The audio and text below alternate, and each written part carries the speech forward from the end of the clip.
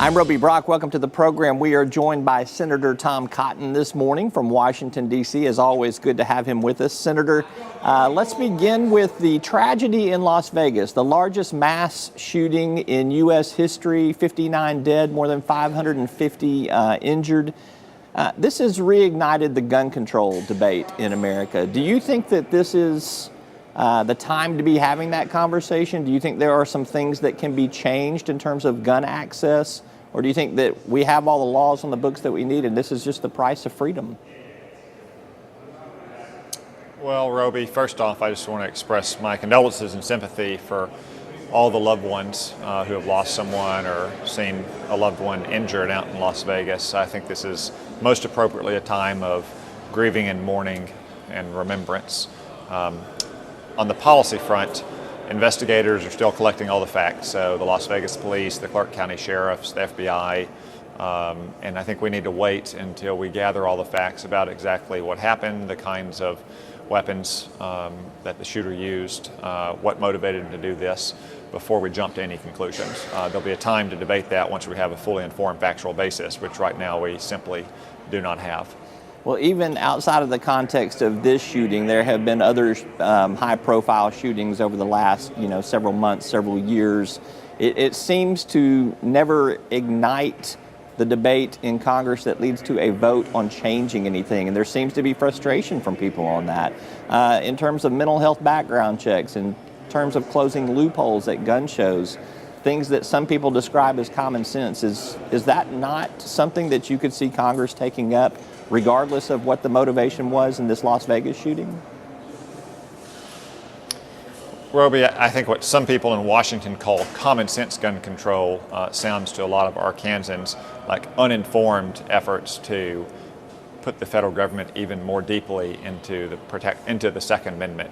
So for instance, something you mentioned, the so-called gun show loophole. There simply isn't a gun show loophole.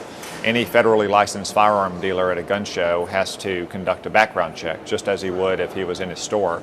My wife and I were at a gun show in Little Rock just a few years ago. She bought a pistol there, and she went through a background check there. Now, if you're an amateur hobbyist or you're selling your firearm at a gun show, no, you don't have to. Just like you wouldn't have to if you were just selling it to a buddy at your deer camp or giving it to a family member or so forth. I don't think many Arkansans believe that someone who sells a firearm to a neighbor or to a member of his deer camp or give it to someone in his family should have to undergo a background check. So there's misinformation about the nature of our gun regulations, but ultimately, so many of the regulations we have, they're not going to stop the kind of evil that we see in so many of these mass shootings. Let's turn our attention to something on the domestic front here. There was a September 30th deadline for Congress to reauthorize funding for the CHIP program, the Children's Health Insurance Program, as well as community health centers, which serve a large swath of Arkansans as well as other people across rural America. What's going to happen on this front? I think there's some uncertainty about the funding at this point in time, and right now they would be in financial limbo. Roby, I expect the Children's Health Insurance Program and community health centers will be reauthorized and funded later this year. This was caught up somewhat in the broader debate about health care, but now that is behind us for the time being. I expect you'll see those programs reauthorized and funded. I'm supportive of them. Most Republicans and Democrats in Congress are supportive of them. Unfortunately, Congress oftentimes drops the ball when it comes to authorizing new programs or reauthorizing old programs. I think there's something like more than 200 programs that are currently past their authorization date, but they still continue to function under their existing laws. But I think Congress will be able to turn our attention in the coming months to having a new authorization for CHIP so we can make sure that it has any updates or modernization it may need. And before we take a quick commercial break here, let's talk about tax reform. Will we see a bipartisan approach to tax reform in terms of a vote? Will it go through the committee process? Will there be an open amendment process? Or do you think we'll see kind of the approach we saw in healthcare, where there'll be a pretty much partisan effort right out of the gate, and we'll see where that goes if the votes can be there to do it? Roby, I'm a little bit more worried about the tax bills of working Arkansans than I am inside baseball and process questions. So ultimately what I want to see is tax legislation that puts a little more money in the pockets of hardworking Arkansans. But to those process questions, yes, the Budget Committee is working on a budget that the full Senate will consider later this month, and then we'll move on to tax legislation. I wish that we could get some Democratic support. You know, most Democrats these days, though, have become somewhat radicalized on the tax question, and they're not willing to even entertain the prospect of simplifying our tax code and eliminating a lot of the special interest provisions in it, unless you're also going to raise taxes. So we'll see what we can do to move them along, but many of them have been very dug in and ideologically opposed to any kind of tax reform without higher taxes on Americans. All right. Well, Inside Baseball, that's what this show is all about, Senator Cotton. Come on. This is Inside Baseball for politicians right here. Let's take a quick commercial break. We're going to come back and talk Iran and North Korea with Senator Tom Cotton. We're back right after this.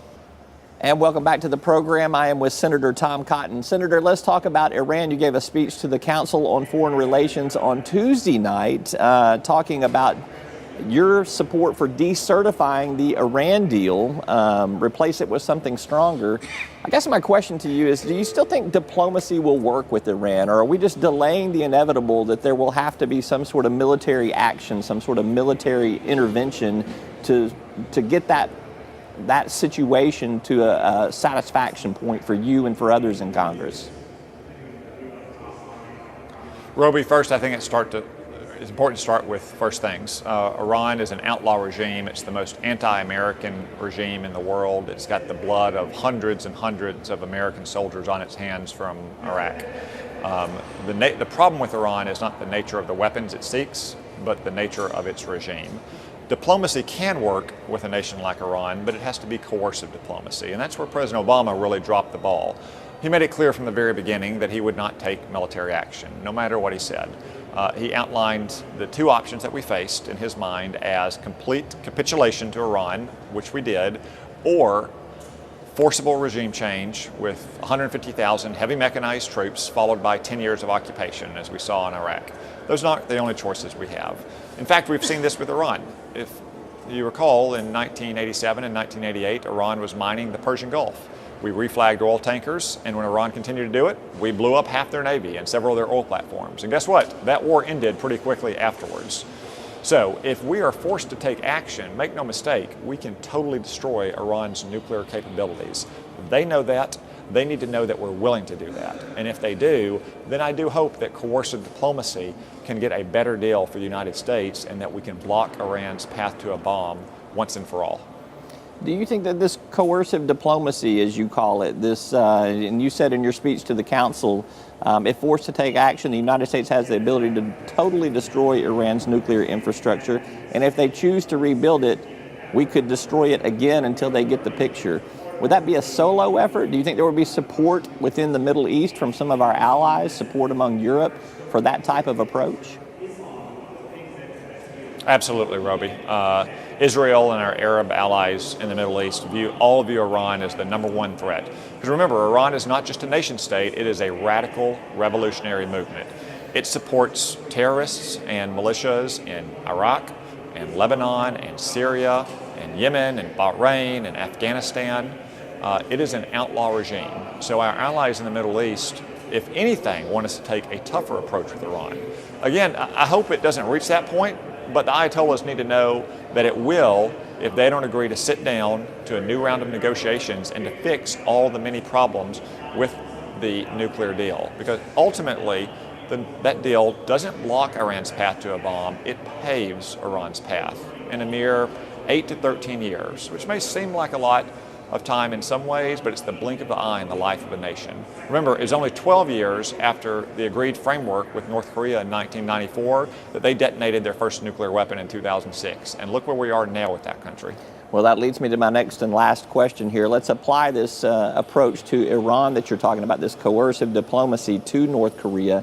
Everyone seems to think that if we were to try to destroy North Korea's nuclear capabilities, that it would be much more catastrophic than what I hear anybody talk about in terms of destroying Iran's nuclear capabilities. So tell me, what's the difference there?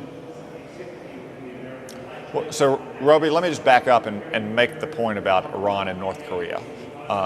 We do not want to let Iran get to where North Korea is today. That would be so much more dangerous than North Korea is. North Korea is an isolated small country at the edge of the world.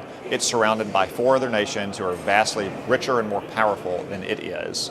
It doesn't have a revolutionary expansionist ideology. Iran has none of those things.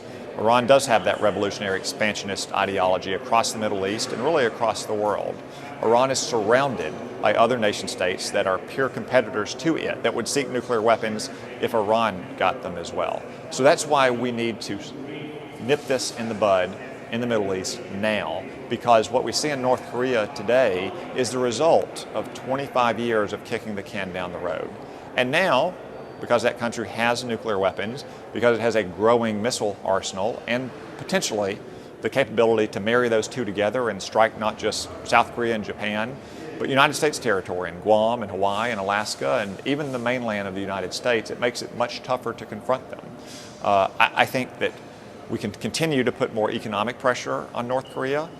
Ultimately, though, it's going to take pressure from China. And at this point, China views a nuclear North Korea as being their interest. So probably the next set of steps would be to put more pressure on China and force them to put more pressure on North Korea. That's the only diplomatic route I see to resolving this showdown. All right, these are difficult issues. Thank you for your time, Senator Cotton. Thanks for sharing your thoughts and insights with us. We appreciate you. Thanks, Roby.